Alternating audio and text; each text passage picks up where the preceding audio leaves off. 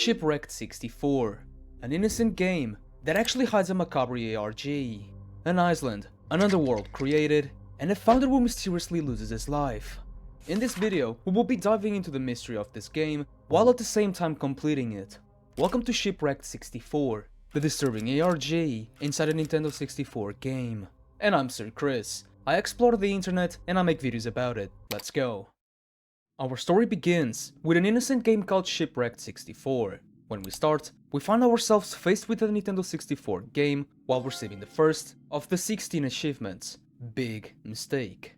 This game is divided into two parts of two different versions of the same game. We have the version that was released in 2023 and another that is locked, but later we see that it is the 1997 version, which was removed from the shelves for unsettling reasons. But for now, let's start with the first one. Shipwrecked64 was meant to release in 1997, but was pulled after 3 days for reasons we now know. However, the rest of the message says that the unknown team had to fill in several gaps as they were using a new software. And without much information, we start right on the island, where we now control Bucky, who asks us for help. His boat had been destroyed when it crashed against the island, which the noise caused his friends to be kidnapped by the locals. So with the clock ticking, our main objective is to rescue Bucky's friends, who are scattered across the island. When we enter on the right, we arrive at the park, and there we can find the first character, called Olive. She says she's in a complicated situation, because after the boat incident, Bucky's friends had to pay off their debt by working for the wolves, and her job was to collect coconuts. Her minigame is simple. We had to collect 30 coconuts by opening chests and hitting trees. And as a good friend, that's exactly what we do. And so after 5 hours in game, we free Olive, and with her comes the achievement ACH_4742. What a strange name. After a quick search, the first answer shows us a YouTube channel with the mysterious name of Studio Grounds, which is the name of the park created by the company Broadside Animation, but let's slow down. This channel only had posted 2 photos, one of which had a link that sent us to a disturbing video called Face.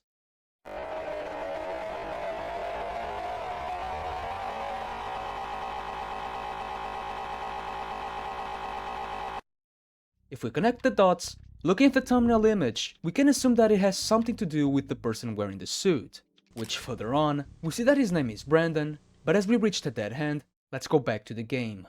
After we have rescued Olive, in that same area, there is another door that takes us to the town hall, where we can find Chief Wolf. In the conversation, he says that Bucky's boat was wrecked in the forest, and that he was willing to fix it if we first get the parts. So in the minigame, we had to walk through the forest, looking for pieces, while at the same time having to avoid the first enemy, wendigoon. But after collecting the 6 pieces, we complete it and received the achievement Oh Dear. With 2 missions completed on the first day, we had only 1 hour left to do something useful, which for me was talking to the wolves that roamed the village. One of them states that the volcano would erupt in 5 days, and this explains why the village was agitated and aggressive. They wanted to have a moment of tranquility before the time of their death arrived.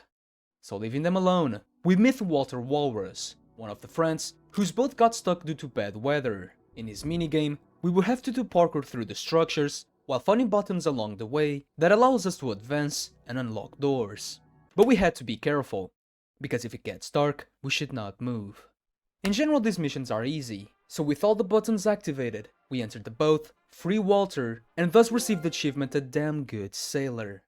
And just like that, it's midnight. At the end of each day, when the clock strikes midnight, we are forced to go to sleep, as there is nothing to do in the village. Everyone went to sleep, and we should go too. On these nights, we would sleep in the hall, and so, we can say that our first day was successful. The second day was identical to the first. We woke up super late, and helped one more friend called Giovanni the Goose. Giovanni, as he was a chef, part of his debt was to cook for the wolves, but as he has wings, it was difficult for him to turn off the ovens, and so, he asks us for help. In his minigame, we will have to see and turn off the ovens before they burn the food, in which in the end, we received the achievement Where is the Lamb Sauce, and after this minigame, we now had to do a difficult decision. Leave this island now, or keep exploring. This decision appears because we have completed our only objective, and if we leave now, the rest of the island will have to suffer from the volcano's eruption. but like a good beaver, we stay. With this decision, further on we find the most strange inhabitant of this island, Stumbler, a rabbit who loved to draw, but due to him losing his arms, he asks us for help. His minigame is the easiest. We will have to look for and pay attention to the ink jars, while we had to prevent his canvas from falling. If it fell, we had to stop everything we were doing and put it right, or else we lost. But after the time runs out, we receive the achievement A Happy Little Accident. With the first part of Stumbler's mission, we now had to go meet with him at the theater. If we do that and come back, we find a mysterious character called JD, or better known as Vandal, and he's an important character for us to have the good ending, where in his minigame, we had to complete a parkour to reach a huge boat that was hidden in a cave, and thus use it to save everyone, which that gives us the achievement A True Hero, and thus we complete the 2023 version. We only follow the way that the game was meant to be played, but in the new version, things get heavier. When starting the new version, we see the unedited version of the advertisement with important messages, which say that this game was the second and the last game from the company Cogware Games, which was removed 3 days after being released. Welcome to Shipwrecked64. Information on the game has been very sparse since its soft launch in 1997. This game may have some glitches or artifacts. It is not for the faint of heart. You have been warned. This is exactly how we found the game, unaltered. This version, it's almost identical to the one we played, but now, things start to heat up. Now, the locked doors are finally named with a strange language, which later on, we discovered that it was called Beaver Scratch. But on it, it was written Layer 2, Room 1. That if we stay still for a while, we can hear screams of pain and despair as the camera slowly goes dark. Co isto? 1015 Hello International at 1530 in 230. The character we just saw was Vandal, who was recorded I believe for walking in a restricted area. But now why, it still remains a mystery. But if instead of doing the missions, we fail them. In Olive's minigame, if we fail the game 2 times in a row, we are mysteriously teleported inside of a room, which had a cassette player that shows us the last time Olivia was heard alive. You showed up at the door again. I don't know what to do. There's something about us and there's... It felt wrong.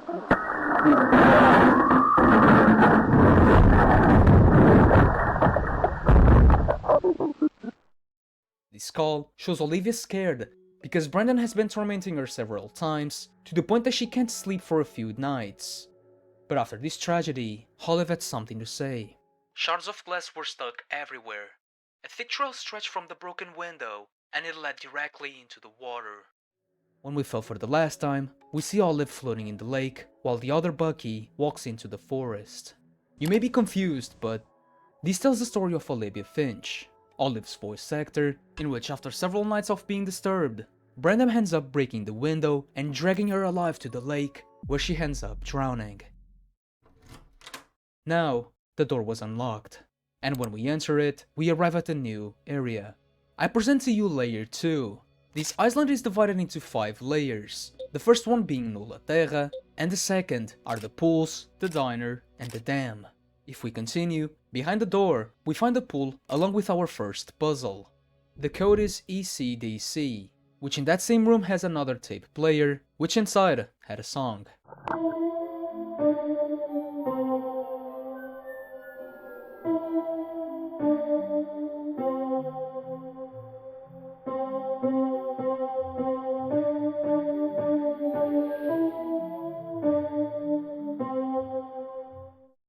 As everyone knows, on the piano all the keys have identification, and on the wall there are 3, which we can find on a piano. From here I encountered several problems, because I didn't know anything about pianos, and much less of nursery rhymes. But eventually with some help, the song was called Hot Cross Buns. So we count the number of times each note was played, and thus, we obtained the code 3777 and another achievement, which took us to a room with 6 buttons, but as the other 2 doors were still locked, we went back and now explored Giovanni's. As we did in Olive, we filled the game 2 times, which surprisingly it did nothing.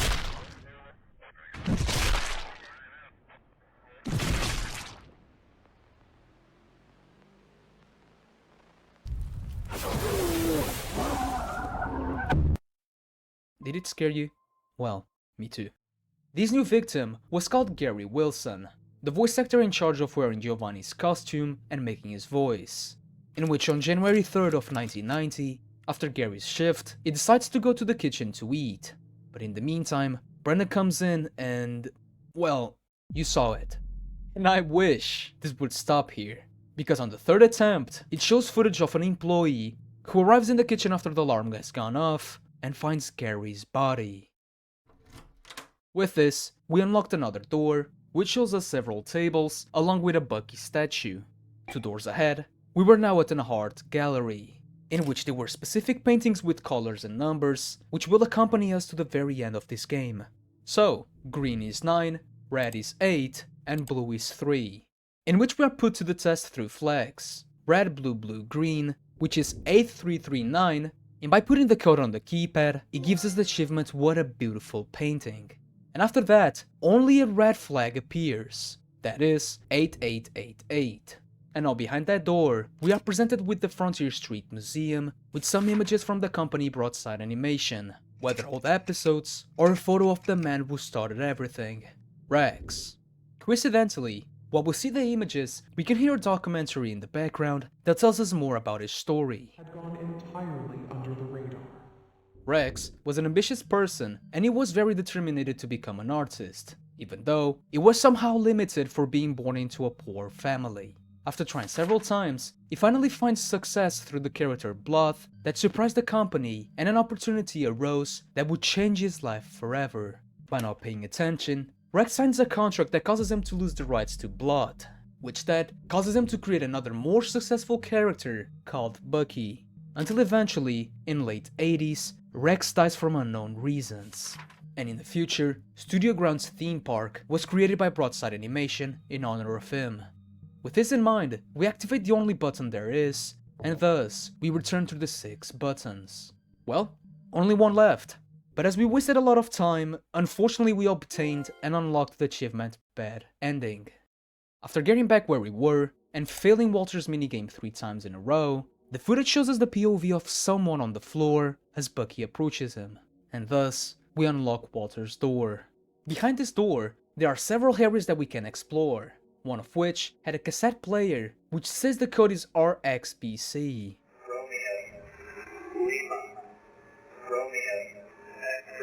What you just heard was NATO phonetic alphabet, meaning we will have to count how many times Romeo, X-Ray, Bravo and Charlie were said, which gives us the code 6224.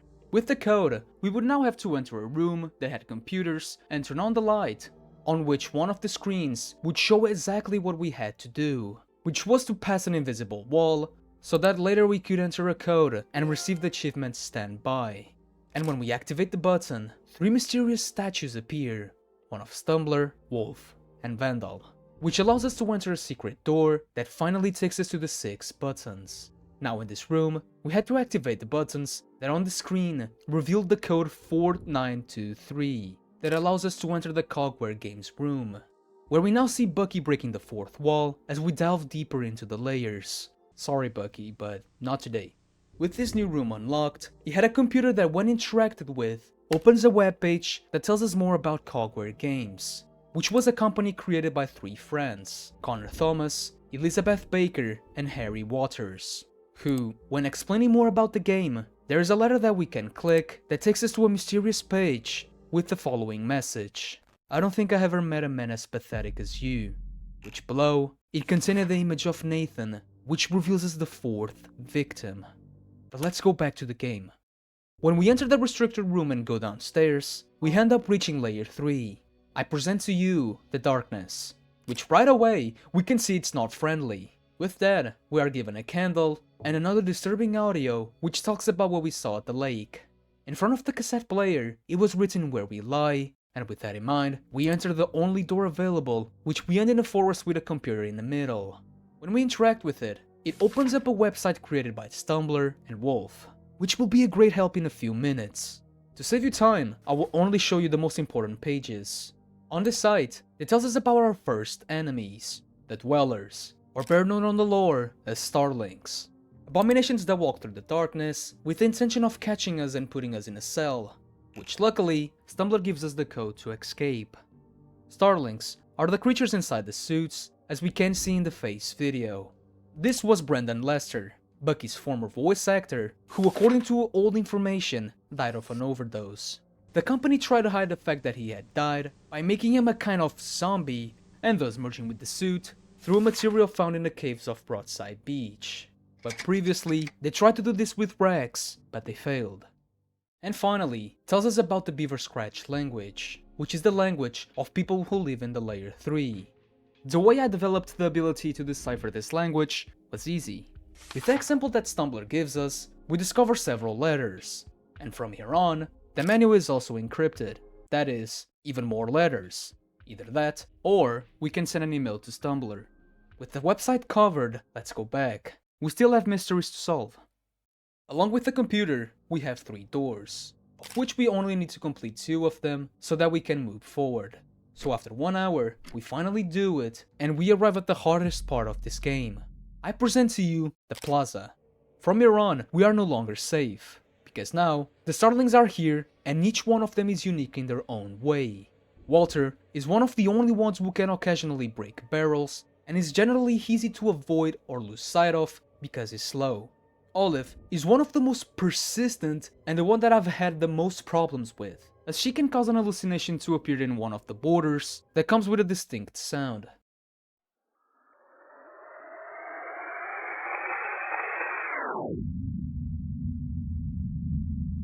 If we are slow to hide, she teleports in front of us and the end is obvious.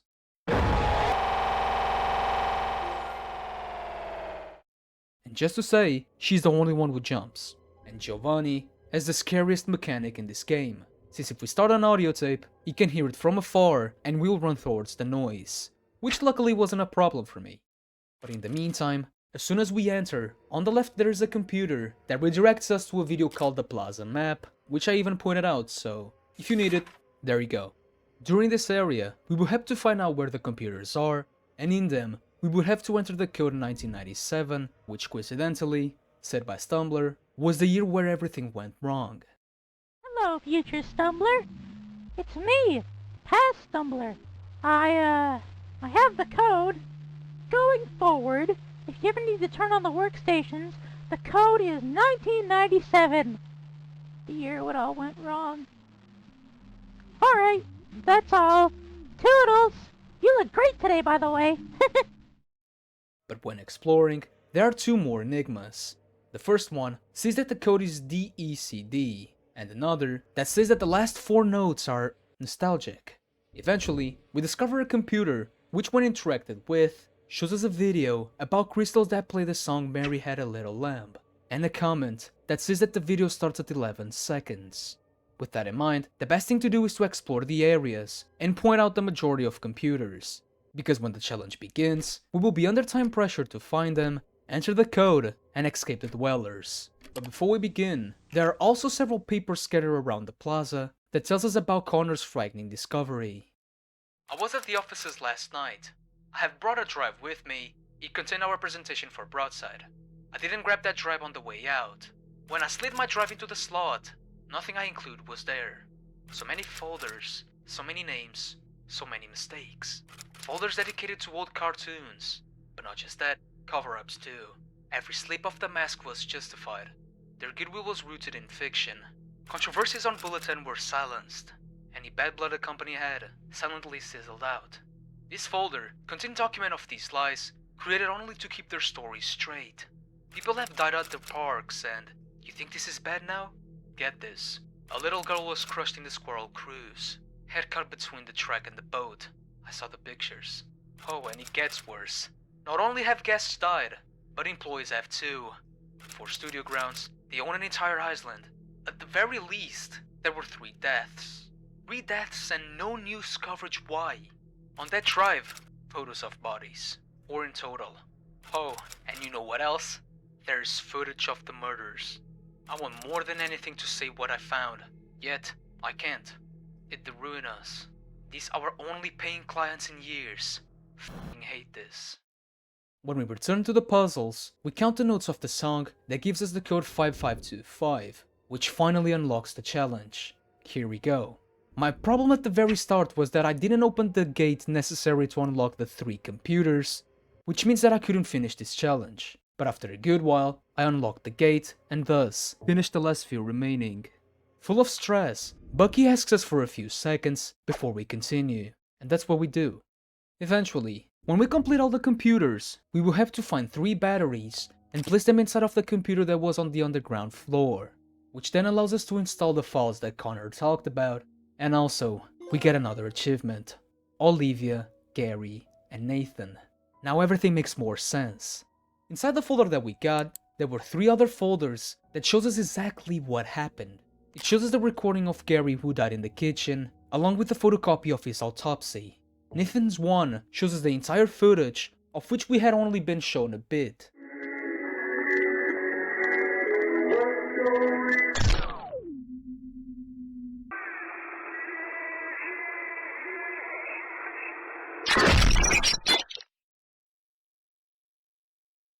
He was allegedly assaulted with a chair, which left him with half of his face destroyed, without a hand, a leg, and a destroyed abdomen. And in Olivia's folder, it shows us her complaint about Brandon always showing up in her cabin.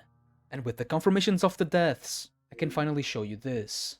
Doing the enigmas, there were 3 pieces of video that, if we put them together, shows us one video about Studio Grounds labs, in which the only thing we need to know about that is that that laboratory was the one used to create Starlings and was the only lab who stored the old data of Holt's Starlings.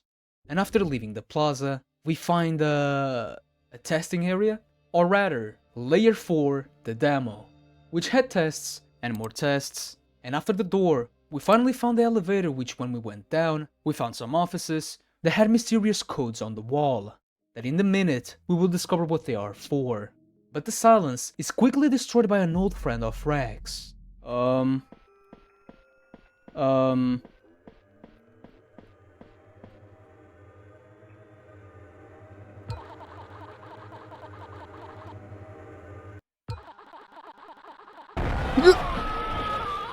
This is Blood, the first rabbit drawn by Rex, and also the failed attempt to make the creator of Broadside immortal. And I'm gonna be honest, he's a tough nut to crack, because he's the mix of the previous characters. He's fast, teleports, and makes hallucinations appear on the borders. And after a few tries, we realize that there is nothing we can do on this floor, so again, we take the elevator. From here, we reach the sewer, and here we have to face the previous dwellers, plus Brandon.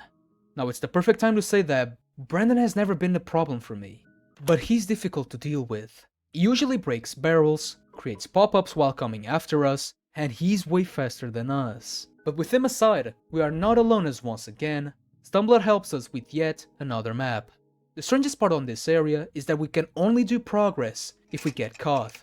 Because in the cell, we will have to pass an invisible wall, see the colors of the barrels, which gives us the code 9396, which when we use it, it gives us a video called Times, where it shows the locations of hidden buttons. When we activate all 3, we receive another video that shows us the gate opening. So we rush there, which when we enter, it takes us to another dead end with more codes that don't make sense. At least until now. At the entrance to this same room, there is a computer that when we interact with it, opens a website that makes us install another game called CODEBREAKER. So let's get inside of the barrel and explore this new game.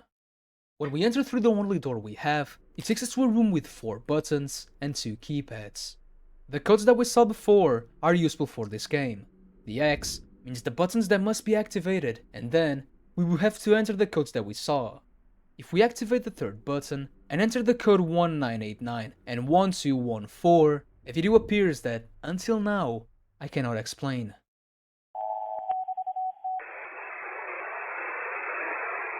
Above, it appears B dragging O, which means that it could be Bucky dragging Olivia, but I could be wrong.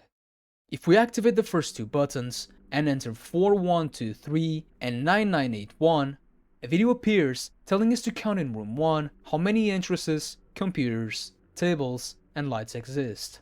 That will give us 2634. Good, we have 1 out of 3. At the first entrance of the hall 2, there are 4 strange lights that if we follow the logic of the colors, we would have XXOO. Good, 2 out of 3. Now, together with the year that appears on the paper left by Cogware, we have the complete code, in which, when we enter the code, it gives us the third video, which was a bit of the documentary about Rex, that we only needed the year that appears at the beginning, 1917. With all the videos covered, or at least the most important ones, we leave our barrel and go up the elevator that we went down, and on the keypad we put 1917, which takes us to the extension of the offices. On the left, we managed to find a computer that once again takes us for another enigma.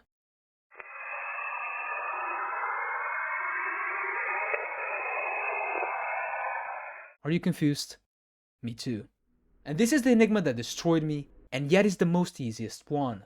In the video, we can see one fish, which then later shows us the date when the video was posted. For this, we only had to search for one fish, 12 March 1960, and go into the images, so we managed to find a book cover which says, one fish, two fish, red fish, and blue fish, which gives us the code 1283. But before we enter the code, underneath that video there is another video which reveals the location of another hidden button that we need to press, or else we can't get through the door. Once we have done all of that and walk through the door, there's one more piece of paper waiting for us. Where this tunnel leads you, you will know well. Just promise me you're gonna stay calm. The world needs to know. With the pressure of the note, we finally enter the door to realize that the message had probably been written for Bucky, as himself recognizes that place. I present to you Layer 5, the cave, or what I prefer to call it, Hell.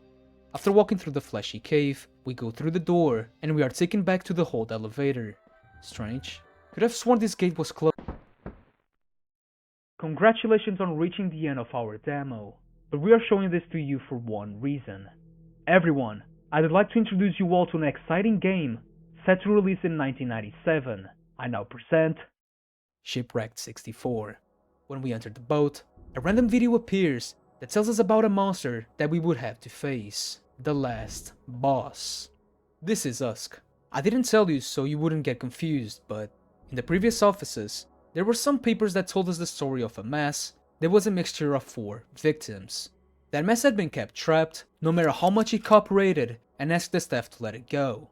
But eventually, they gave it no choice. Upon escaping, she eventually splits into 2, and thus creates 2 dwellers, Usk and Vandal. Now, to find out what really happened, we will have to prove him that we wanted to know the truth. And so, his minigame begins. In this game, we will have to find him 10 times, while being chased by all the dwellers at the same time. After finding him 10 times, we are taken to why this game was cancelled and turned into this. I will let you see for yourself. Look, I'm gonna be honest with you. I've been playing this for about 2 hours now, and I'm not seeing the widespread appeal you've been promising us. It's... well, to be honest with you, it's clunky. I don't know what I'm doing. The characters who you promised would have depth and life, they are just flat. I thought that's the entire point of a 3D game. What? You oversold it, Connor, that's what I'm trying to say. My company is meant to be forging new frontiers, and, to be frank, after what happened at Studio Grounds, I really don't think this is gonna be anything. It's not gonna be anything in the same tier as our movies, our park, anything. And I really hate to say this, because I know for a fact you and your team put a lot of work into this game, but I just don't know if it's worth continuing to sink money into. Sink money into? Mark, this is our job. You've had us working on this for 2 years, and now suddenly it's an issue? Yes, it's been 2 years, and in those 2 years you've only sat me down now and showed me the actual f***ing game. So, what can we do to fix it? No, Liz. This isn't a fix the game issue. It's a fix your perspective issue.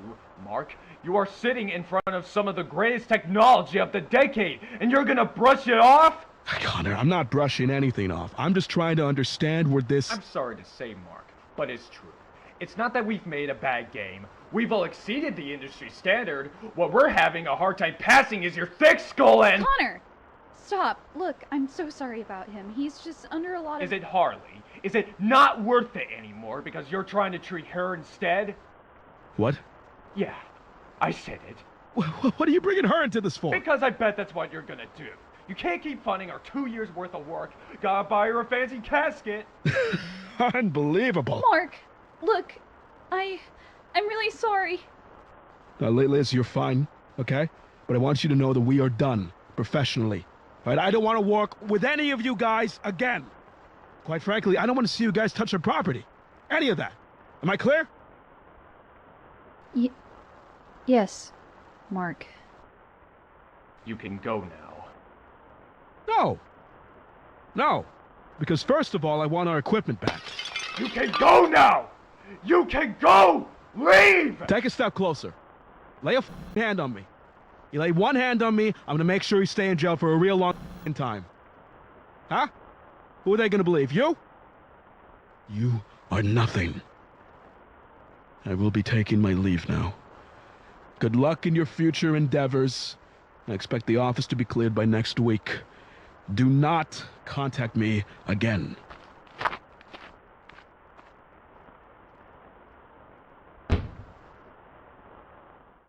After that discussion, we now see Bucky depressed in a dark room. After walking through the dark corridor, with no choice, Bucky tells us to jump.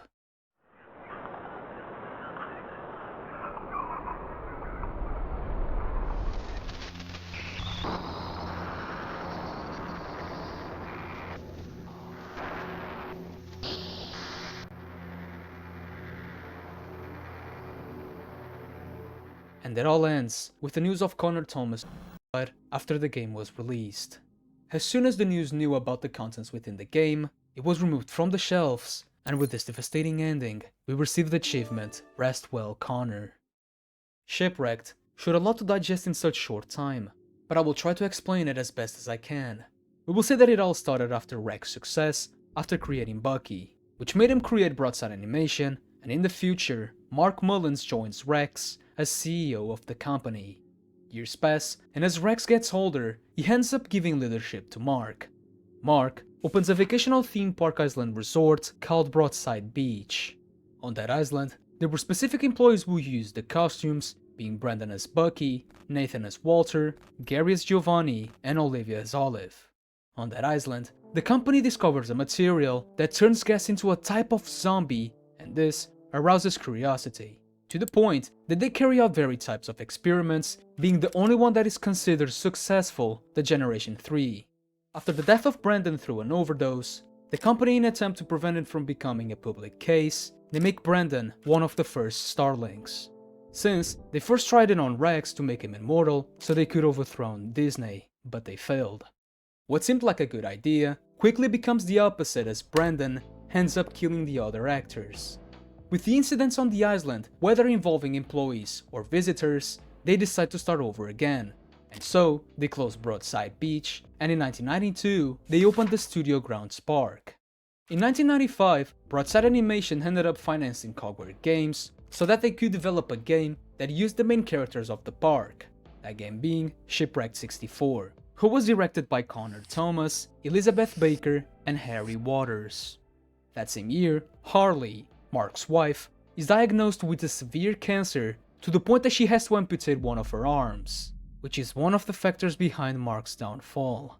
Eventually, after the drive incident, Connor discovers what the Broadside Animation has been doing, and thus begins to develop an extreme hatred to the company that is financing them. And later, Broadside Animation begins to go bankrupt. In an attempt to save themselves, Mark sets up a meeting with CODEBREAKER, in which later on, he doesn't like how the game is going and cuts the fund with CODEBREAKER Games. And with that, Connor explodes because of everything he knew, plus the fact that his work has been for nothing, which is honestly understandable. As a result, Connor disappears for weeks, and thus begins to develop the game alone without any member of the team helping him. So, he tells Liz to create Stumbler, the harmless rabbit, which was a jab to Mark because of his wife who has been suffering from cancer to the point of needing to amputate one of her arms. In the company's supposed game, he injects everything he found on his drive in an attempt to make whoever plays it realize the atrocities that the company Broadside Animation, or shall we say, Mark had done. Because here's a plot twist, Rex never liked the direction that Mark has led the company. So much so that we can see photos of the corpses, videos of the murders, while at the same time, we see the game slowly turning into a farewell letter from one of the developers. And unfortunately, Connor can't bear the pain any longer, and so, after launching the game, he takes his own life. I personally feel that Shipwrecked64 is one of the representations of how human a story can become. Dreams that come true, the fear that stops people from doing the right thing, the greed that blinds companies, the anger that makes us feel lost, and the sadness of all the destruction that bad decisions and life ends up leaving behind. I can admit that Shipwrecked64 was one of the best ARGs I played. Like, even the jump scares make sense. Olive's jump scare dissolves into the last thing she saw, which was the water of the lake. Walters shows us Bucky, since the last thing he saw was Brandon. In Giovanni we see an oven, in Bloth we see Rex's face, and in Bucky he shows us the image Heaven, which appears along with the poem that talks about the mourning of Brandon's death. So in this last dance, we start over, save 3 friends, repair the boat, and just this once, we abandon the village. And thus, we receive the good ending. If you like this mystery, YouTube really thinks that you will like this video somehow, so why not taking a look? If you want to see these videos in advance and without censorship, take a look on my Patreon. And a special thanks to the Patreon supporter, PWN. Thank you so much for watching to the very end, it means a lot, and take care my friend.